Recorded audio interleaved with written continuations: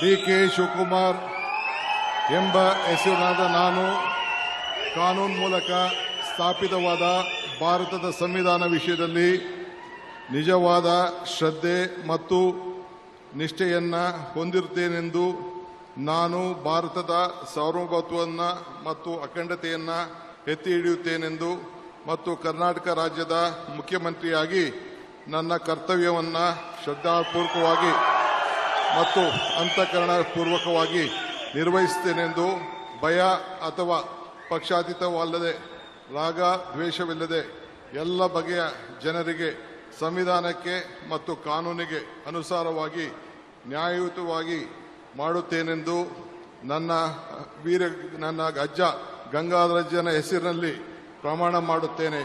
ಶ್ರದ್ಧಾಪೂರ್ವಕವಾಗಿ ಪ್ರತಿಜ್ಞೆಯನ್ನ ಮಾಡುತ್ತೇನೆ. ಮಾನ್ಯ ಮುಖ್ಯಮಂತ್ರಿಗಳು ಈಗ ಪ್ರಮಾಣ ವಚನಕ್ಕೆ ಸಹಿ ಮಾಡಲಿದ್ದಾರೆ.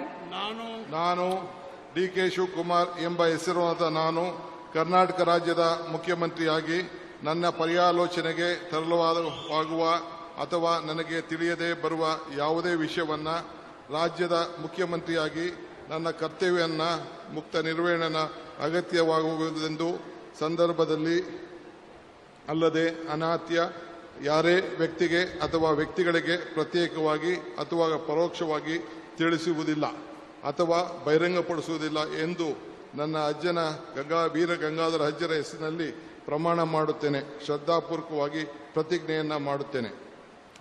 ಧನ್ಯವಾದಗಳು ಸರ್.